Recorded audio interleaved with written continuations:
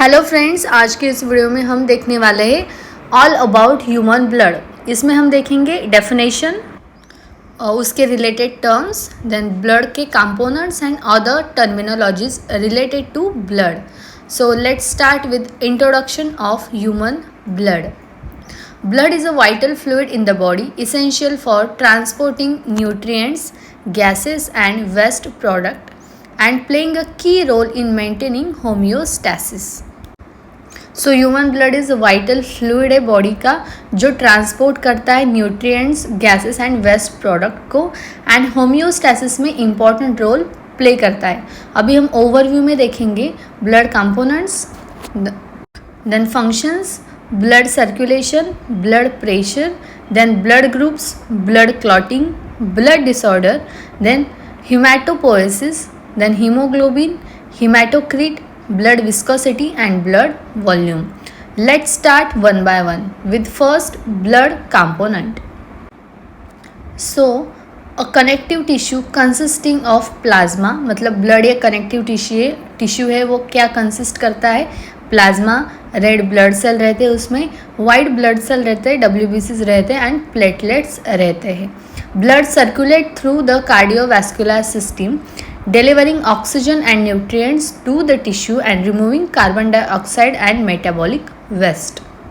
So the first component is plasma. Plasma, it is the liquid portion of blood making up about 55% of its volume. Blood में plasma 55% रहता है liquid form में. It is a yellowish fluid composed of water, electrolyte, protein, hormones and waste product.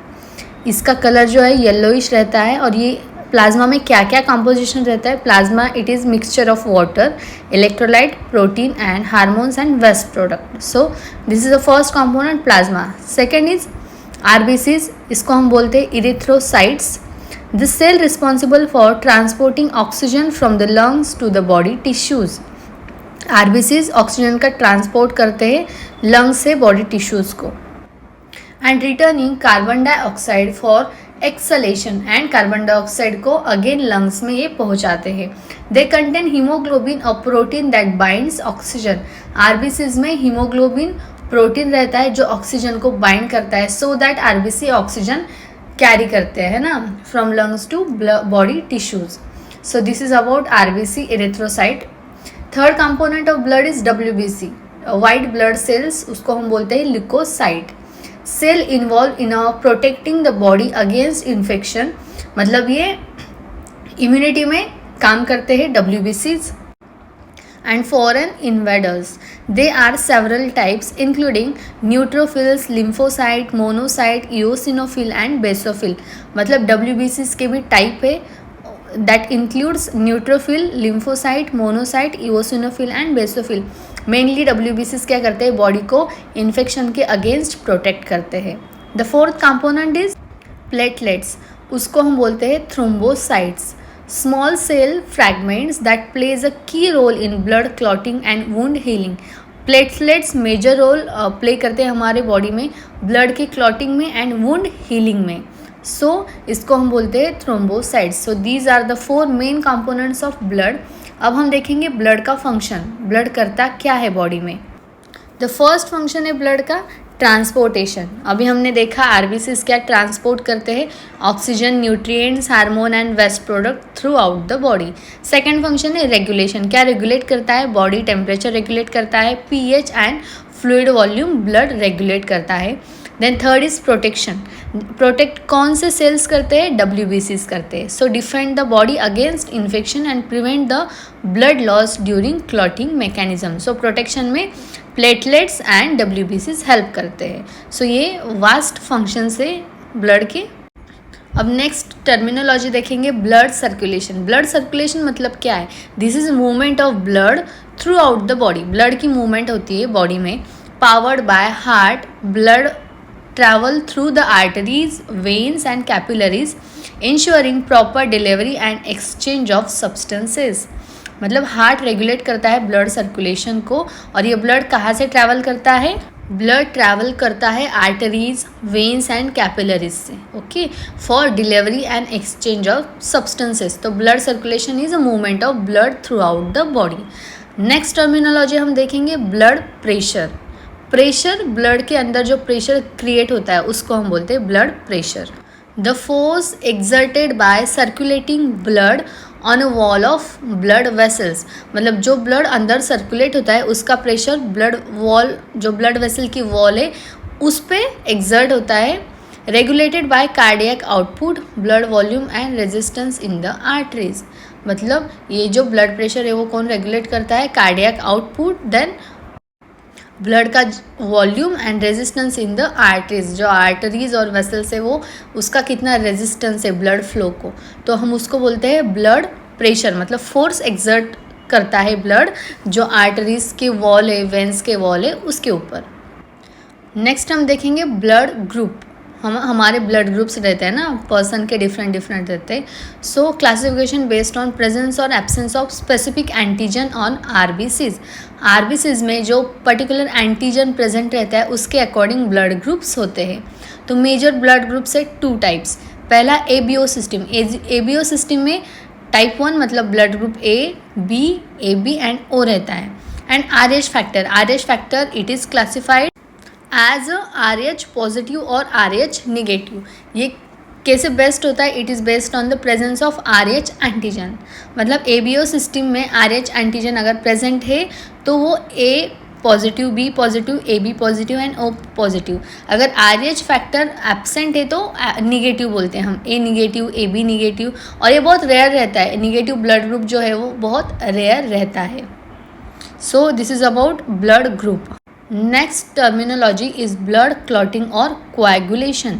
It is a process by which blood changes from liquid to gel, forming a clot to prevent excessive bleeding. It involves platelet and clotting factors like fibrin. Blood clot होता है मतलब क्या होता है?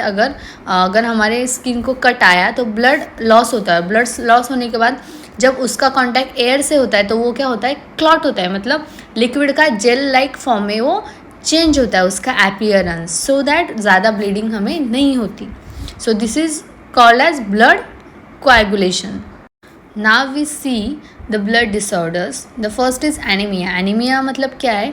Low red blood cell count और haemoglobin leading to fatigue and weakness. जब blood में haemoglobin level कम होता है और आरबीसीज लेवल कम होती है तो उसको बोलते हैं एनीमिया। सेकेंड है ल्यूकेमिया। ल्यूकेमिया मतलब a type of blood cancer involving the abnormal increase of white blood cell. Leukaemia ये ब्लड कैंसर है, उसमें WBCs बहुत ज़्यादा बढ़ जाते हैं, इंक्रीज होते हैं। Then haemophilia, it is genetic disorder causing poor blood clotting. Haemophilia में ब्लड क्लॉट ही नहीं होता, सो इसलिए एक्सेसिव ब्लीडिंग होती है एंड ये जेनेटिक डिसऑर्डर में इंक्लूड होता है। Then thrombocytopenia, it means low platelet count leading to bleeding and bruising. Platelet count बहुत ज़्यादा कम हो जाता है इसलिए ब्लीडिंग बहुत ज़्यादा होती है। So these are the 4 main blood disorders.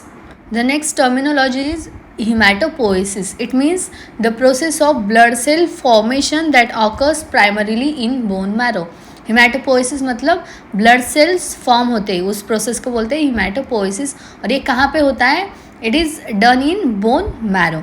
Next terminology is blood viscosity. Blood viscosity मतलब the thickness and stickiness of blood, मतलब ब्लड कितना थिक है और कितना स्टिकी है ना, उसको बोलते हैं blood viscosity. Influencing its flow through the blood vessel. Blood vessel से जब ब्लड फ्लो करता है तो उसका थिकनेस कैसा है या उसका स्टिकीनेस कितना है, उसको हम बोलते हैं blood viscosity. Next terminology is blood volume. Blood volume मतलब total blood in the individual's body, मतलब पर्टिकुलर इंसान के बॉडी में कितना लीटर ब्लड है ना। यूजुअली एडल्ट में 5 लीटर्स ब्लड रहता है, चिल्ड्रंस में डिफरेंट रहता है। चिल्ड्रंस का वॉल्यूम कम रहता है थोड़ा सा ब्लड का, देन फीमेल का कम अलग रहता है, देन प्रेग्नेंट वुमन का ब्लड वॉल्यूम अलग रहता है, and adult male and female का ब्लड वॉल्यूम अलग रहता है, एंड एवरेज का 5 लीटर्स रहता है। सो उसको हम कहते हैं blood volume. And thank you so much for watching. आज के इस वीडियो में हमने ब्लड के रिलेटेड जो फंडामेंटल डेफिनेशंस है वो सब कवर कर लिए। देन ब्लड के कंपोजिशंस क्या क्या रहता है ब्लड में, ब्लड के फंक्शंस देखे हमने, ब्लड के क्या डिसीजेस हो सकते वो भी देखे, एंड लास्ट में हमने देखा blood pressure, blood volume. I hope आपको ये वीडियो समझ में आया होगा। अगर वीडियो समझ में आए तो वीडियो को एक लाइक कर दीजिए। और अभी तक आपने हमारे चैनल को सब्सक्राइब नहीं किया तो ऐसी इन्फॉर्मेटिव वीडियोस के लिए हमारे चैनल को सब्सक्राइब कर दीजिए और बेल आइकॉन दबाना ना भूलिए ताकि हमारे वीडियोस के नोटिफिकेशन आपको इजीली मिल जाएंगे। And once again, thank you so much for patience listening and watching our videos.